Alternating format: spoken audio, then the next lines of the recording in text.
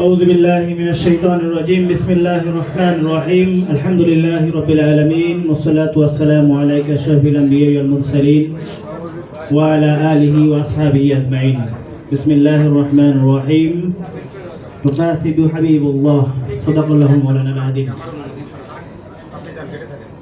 আজকের এই শ্রমিক দায়িত্বশীল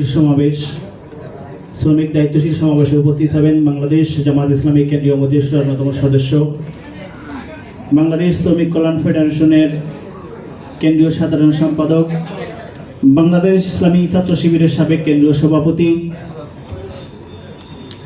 জনাব অ্যাডভোকেট আতিকুর রহমান এবং আজকের প্রোগ্রামের আমাদের আকর্ষণ জাতীয় নাগরিক পার্টি এনসিপির সংগ্রামী আহ্বায়ক জনাব নাহিদ ইসলাম।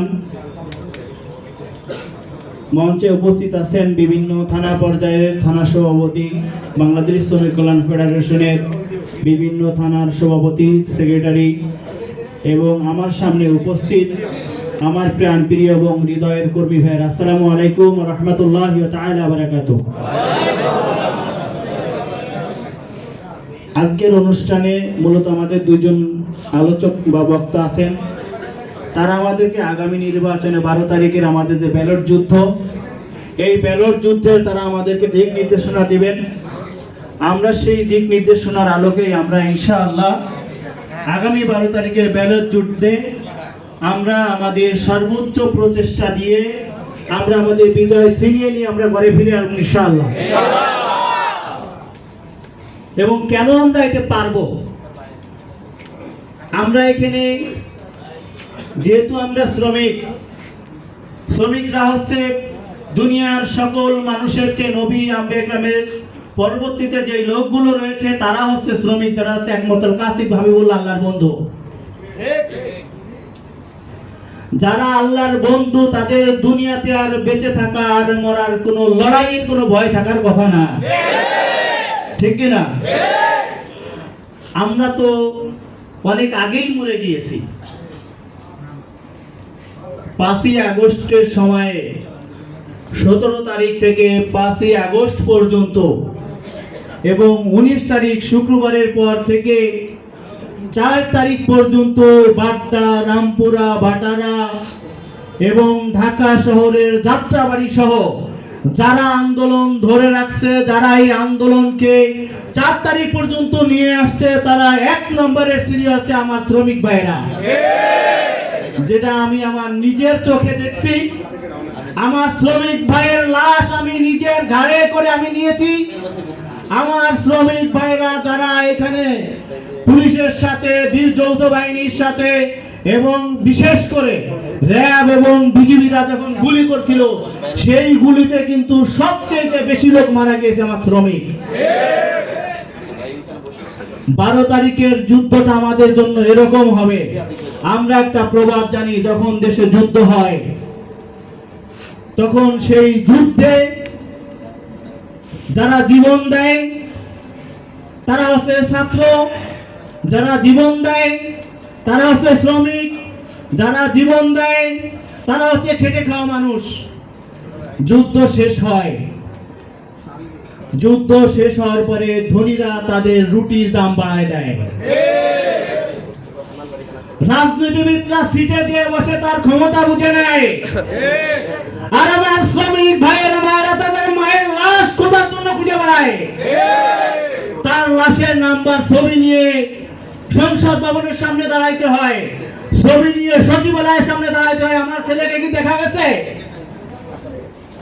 যখন শাপলা চত্বরে হামলা হয়েছিল তখন কিন্তু এদেশের আলেম সমাজ, বাচ্চা বাচ্চা মানুষগুলো কিন্তু অনেক নেতারা কিন্তু পালিয়ে গিয়েছে। অনেকে ঘোষণা দিয়ে তারা মাঠে আসে নাই। যারা আজকে ক্ষমতার স্বাদ গ্রহণ করতে চায় বেঈমানিরা, রক্তের দুশমন, শ্রমিকের দুশমন। যারা শ্রমিকের সাথে বেঈমানি করে, আল্লাহর সাথে বেঈমানি করে। নিঃসন্দেহে আল্লাহ রাব্বুল আলামিন আগামী 12 তারিখের ব্যালট যুদ্ধে আমাদেরকে আমরা বিজয় ছিনিয়ে নিয়ে আমরা ঘরে আসব ইনশাআল্লাহ। ইনসাফ প্রতিষ্ঠার জন্য আমরা ইনশাআল্লাহ অতন্ত্র প্রহরীর মতো কাজ করব ইনশাআল্লাহ। আগামীর ইনসাফ বাংলাদেশে, ইনসাফ প্রতিষ্ঠার বাংলাদেশে আমরা সবার আগে থাকব এবং আগামী দিনে কোনো লাশ গোছানোর জন্য আমার শ্রমিক মায়েরা ছবি নিয়ে ঘুরে বেড়াবে না যে আমার ছেলেকে কেউ দেখছে কি দেখছে না। আমার কথা পরিষ্কার, যারা শ্রমিক ভাই আছেন, দীর্ঘদিন ছাত্র জীবন শেষ করে শ্রমিকদের সাথে কাজ করতেছি, এটা নিয়ে অনেকে অনেক কিছু বলে, কিন্তু আমি এজন্য বলি যে ভাই আমি কাজ করি ঠিক আছে, আমি পেশায় একজন লয়ার হইলেও কিন্তু আমার কাজ যেহেতু আমি শ্রমিকদের সাথে করি, এর কারণে আমার একটা লাভ আছে। এখানে আমার একটা লাভ হলো, যদি কোনো প্রচেষ্টার মধ্য দিয়ে আমার এই শ্রমিক ভাইদের গায়ের ঘাম শুকানো টাকা, তাদের হালাল ইনকাম কোনোভাবে যদি একজন লোক জান্নাতের দিকে যায়, তাহলে আমি তার রেফারেন্সে জান্নাতে যেতে চাই। আমার লাভ এতটুকু। আগামীর বাংলাদেশেও যদি এদেশের ইনসাফ প্রতিষ্ঠা হয়, তাহলে আমরাও একসাথে, এবং আমাদের প্রস্তাবনা থাকবে, এর আগে কখনো শ্রমিকদের থেকে কোনো নেতা নেওয়া হইতো না, হাইব্রিড নেতারা নেতা হইতো, কিন্তু এখন আমাদের শ্রমিক নেতাদেরকে সংসদে নিতে হবে। সংসদে সংরক্ষিত আসন থাকবে, সেখানে আমাদের শ্রমিক ভাইদের প্রতিনিধি থাকতে হবে।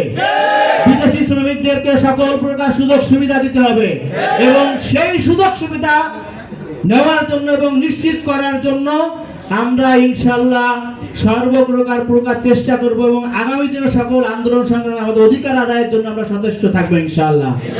এবং 12 তারিখে আমরা সবাই দেখাই দিব যে আমরাও কি পারি ইনশাআল্লাহ, এবং এই শ্রমিকরা মাঠে আছে এবং আমাদেরকে সাথে নিয়েই আমাদেরকে কাজ করতে হবে ইনশাআল্লাহ। সবাইকে ধন্যবাদ জানাচ্ছি, এবং ব্যালট যুদ্ধে মাঠে থাকার জন্য আমি উদারত আহ্বান জানাচ্ছি। যার যে জায়গা থেকে আত্মীয় স্বজন, পাড়া প্রতিবেশী সবাইকে নিয়ে আমরা ইনশাআল্লাহ আমাদের জোটের প্রার্থী যেখানে আছে সবাইকে ভোট দিয়ে বিজয় ছিনিয়ে আনবো। আসসালামু আলাইকুম ওয়া রাহমাতুল্লাহি ওয়া বারাকাতুহু।